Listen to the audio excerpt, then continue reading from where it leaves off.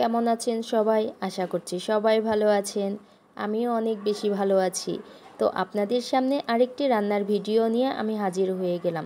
এখানে আজকে আমি রান্না করব হচ্ছে গরুর মাংস। তাই এখানে আমি 1 কেজি গরুর মাংস নিয়ে নিলাম। মাংসটাকে প্রথমে পরিষ্কার করে বেছে নিলাম। তারপরে ছোট ছোট টুকরো করে পরিষ্কার পানি দিয়ে ধুয়ে নিলাম। এই তো এখানে আমি মাংসটাকে ভালোভাবে ধুয়ে নিয়েছি। তারপরে এখানে আমি পেঁয়াজ এবং কাঁচামরিচ কেটে নিলাম। পেঁয়াজগুলোকে আমি গোল গোল করে কেটে নিয়েছি। তারপর আমি মাংসগুলোকে একটা কড়াইয়ে নিয়ে নিলাম। তারপর দিয়ে দিলাম আদা রসুন বাটা, কেটে রাখা পেঁয়াজ এবং কাঁচামরিচ, হলুদের গুঁড়ো, ধনিয়ার গুঁড়ো, গরম মশলা, তেজপাতা, লবণ এবং পরিমাণ মতো তেল। সবগুলো উপকরণ একসাথে দেওয়ার পরে সবগুলো আমি হাত দিয়ে ভালোভাবে মেখে নিলাম। গরুর মাংসটা হাত দিয়ে মেখে রান্না করলে আমার কাছে অন্য রকমের একটা টেস্ট লাগে।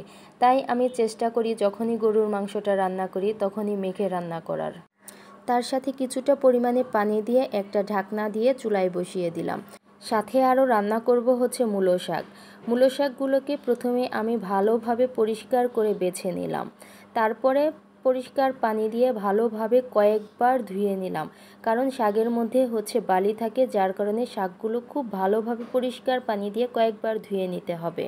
এই তো আমার শাকগুলো ধোয়া হয়ে গেছে। ধোয়া শাকগুলোকে একটা ঝাঁঝরির মধ্যে ঝরা দিয়ে রাখতে হবে, যাতে শাকের মধ্যে যে অতিরিক্ত পানি আছে সেটা ঝরে যায়।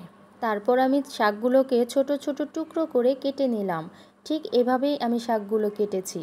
তারপর আমি শাকগুলো চুলায় বসিয়ে দিলাম। তার সাথে দিয়ে দিলাম পেঁয়াজ, মরিচ এবং সামান্য পরিমাণের লবণ। শাকগুলো রেডি করতে করতে এদিকে আমার মাংসের মধ্যে বলক চলে এসেছে। তাই মাংসগুলোকে একটু নাড়াচাড়া করে নিলাম। গরুর মাংসটা সেদ্ধ হতে অনেকটা সময় লাগে, তাই অনেকটা সময় ধরে আমি চুলার মধ্যে রেখে দিব। এই তো আমার শাকটা মোটামুটি সেদ্ধ হয়ে গেছে। তাই শাকের মধ্যে যে অতিরিক্ত পানি আছে সেই পানিটুক পুরোটাই শুকিয়ে নিতে হবে। তাই চুলার তাপ বাড়িয়ে আমি শাকের থেকে পুরোটা পানি শুকিয়ে নিলাম। শাকগুলো তেলে দেওয়ার জন্য আমি কড়াইটা ভালোভাবে পরিষ্কার করে পরিমাণ মতো তেল দিয়ে নিলাম। তার মধ্যে দিয়ে দিলাম হচ্ছে পেঁয়াজ, রসুন এবং ছোট ছোট চিংড়ি মাছ। চিংড়ি মাছটা আমি আগেই পরিষ্কার করে ভালোভাবে ধুয়ে রেখেছিলাম।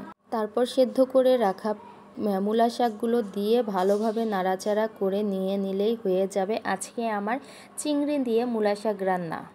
তো আপনাদের কাছে আমার মূলা শাক রান্নাটা কেমন হয়েছে সবাই হচ্ছে কমেন্টস করে জানাবে।